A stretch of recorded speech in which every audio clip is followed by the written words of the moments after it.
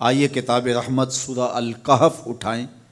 اللہ تعالیٰ نے ایک واقعہ بیان کیا ہے حضرت موسیٰ اور حضرت خضر علیہ السلام کا، کہ حضرت موسیٰ علیہ السلام عزم مصمم کر کے جب چلے تو اللہ فرماتا ہے کہ ہم نے حضرت موسیٰ علیہ السلام کو جس بندے کی نشانی بتائی تھی وہ بندہ ان کو وہاں مل گیا۔ سفید چادر اوڑے حضرت خضر علیہ السلام وہاں لیٹے ہوئے تھے، تو یہ جا کے ان کے پاس کھڑے ہو گئے کہ حضرت میں آپ کی خدمت میں اس لیے آیا ہوں کہ اللہ نے آپ کو جو خصوصی علم عطا کیے ہیں میں ان کو سیکھنے کی غرض سے آپ کی چوکھٹ پہ آیا ہوں۔ کہا تم میرے ساتھ صبر نہیں کر پاؤ گے، معاملے مشکل ہیں، سفر دشوار ہے، منزل کٹھن ہے، اور میرے معاملات ایسے ہیں کہ تم اعتراض کرو گے، اس کے بغیر تم رہ نہیں سکتے۔ حضرت موسیٰ علیہ السلام نے کہا اگر اللہ نے چاہا تو آپ دیکھیں گے میں صبر کروں گا، اور آپ کے کسی حکم کی کسی کام کی میں نافرمانی نہیں کروں گا، کسی کام کا انکار نہیں کروں گا۔ کہا کہ اچھا شرط یہ ہے کہ جو میں کروں اس پر تم اعتراض نہیں کرو گے، سوال نہیں کرو گے، یہاں تک کہ میں خود ہی نہ بتاؤں۔ تو کہا کہ یہ شرط ٹھہری، میں کوئی بات نہیں کروں گا۔ فانطلقا، دونوں چل پڑے، دریا کے پار جانا تھا۔ جو کشتی کا مالک تھا، کشتی بان تھا، وہ حضرت خضر علیہ السلام کو جانتا تھا، تو اس نے کرایہ بھی نہیں لیا، لیکن جب کشتی پر سوار ہوئے تو عصا مار کے حضرت خضر علیہ السلام نے کشتی کا ایک پھٹا توڑ دیا۔ تو بے ساختہ حضرت موسیٰ علیہ السلام نے کہا آپ نے پھٹا توڑ دیا، یہ سارے ڈوب جائیں؟ کہا میں نے کہا تھا نا تم میرے کاموں پہ صبر نہیں کر پاؤ گے۔ تو حضرت موسیٰ کو یاد آیا، کہا میں بھول گیا تھا، اس پر مواخذہ نہ کیجیے۔ پھر دونوں چل پڑے۔ بچے کھیل رہے تھے، ایک خوبصورت لڑکا وہ بھی بچوں میں کھیل رہا تھا۔ حضرت خضر آگے بڑھے اور اس کی گردن مروڑ دی، اس کو قتل کر دیا۔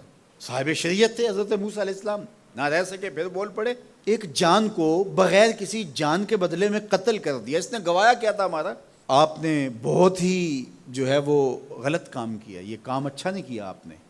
کہا میں نے کہا نہیں تھا کہ تم میرے ساتھ صبر نہیں کر پاؤ گے۔ کہا ایک موقع اور دے دیجئے، اب اگر میں نے کوئی اعتراض اٹھایا تو پھر دوبارہ مجھے آپ اپنی صحبت میں نہ رکھیے، عذر تمام ہو جائے گا۔ پھر دونوں چل پڑے، یہاں تک کہ ایک بستی میں دونوں آئے تو آپ نے بستی والوں سے کہا کہ ہم مہمان ہیں، آپ ہماری مہمان نوازی کیجیے، کھانا کھلائیے۔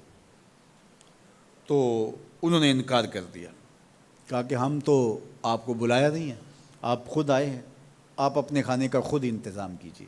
گزر رہے تھے گلی سے تو ایک دیوار گرنا چاہ رہی تھی، تو جلدی سے اس دیوار کو مرمت کر دیا۔ کہا حضرت ہم اگر چاہتے تو اس پہ اجر لے سکتے تھے، انہوں نے ہمیں کھانا تک نہیں دیا اور ہم ان کی دیواریں سیدھی کر رہے ہیں۔ کہا اب تمہاری میری جدائی ہو گئی، تم نے یہ بھی اعتراض کر دیا۔ تو انہیں یاد آیا کہ وہ یہ بھی اعتراض ہو گیا۔ اب میں تمہیں بتاتا ہوں کہ یہ 3 کام میں نے کیوں کیے۔ اللہ اکبر۔ اب سنیے، قرآن ہمیں بتاتا ہے کہ ظاہری علم بھی ہوتا ہے لیکن کوئی باطنی علم بھی ہوتا ہے۔ کہا وہ پہلی بات کشتی والی سنو، یہ 2 مسکین بچوں کی کشتی تھی، ان کے گھر کا چولہا اس کی کمائی سے جلتا تھا۔ دریا کنارے کنارے ایک ظالم بادشاہ رہا تھا جو لوگوں کی کشتیاں چھین رہا تھا، ہم نے تھوڑا سا عیب لگا دیا، وہ ٹوٹی کشتی چھوڑ کے چلا گیا۔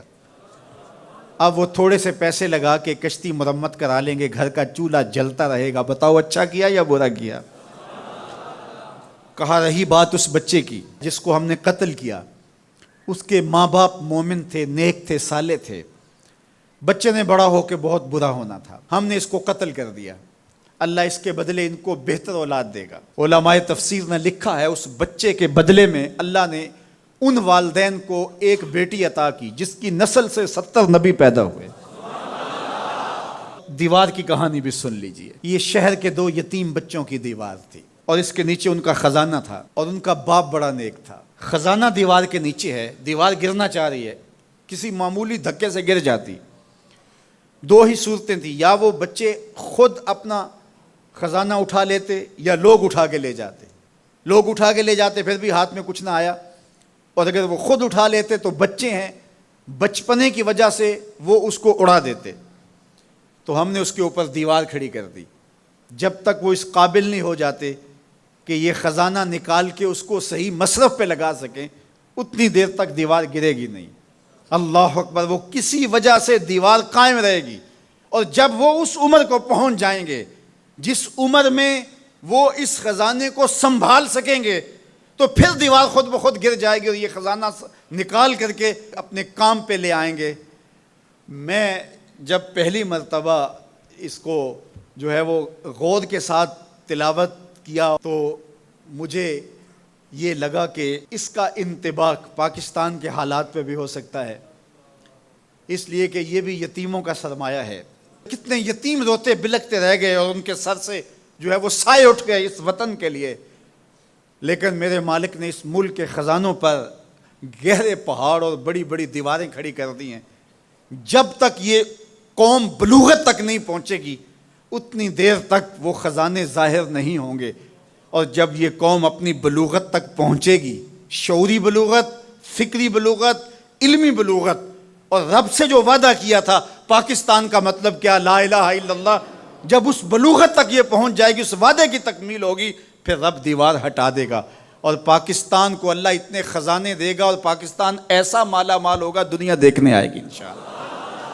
اس لیے رب نے دیواریں بنا کے رکھی۔ تمہارا باپ معین الدین چشتی بڑا نیک تھا، تمہارا باپ داتا گنج بخش علی حجویری بڑا نیک تھا، تمہارا باپ حضرت مجدد الف ثانی بڑا نیک تھا، ان کی وجہ سے میں دیواریں کھڑی کر رہا ہوں اور مضبوط حصار لگا رہا ہوں تمہارے خزانوں پر، اور وہ وقت آئے گا جب تم بلوغت کی عمر کو پہنچو گے، دیواریں ہٹ جائے گی اور تمہارا وطن زمانے پہ مہکتے پھول کی طرح اور چمکتے ستاروں کی طرح اور روشن آفتاب کی طرح چمکتا اور مہکتا دکھائی دے گا، اور زمانہ پاکستان دیکھنے آئے گا، پاکستان دنیا کی قیادت کرے گا انشاءاللہ۔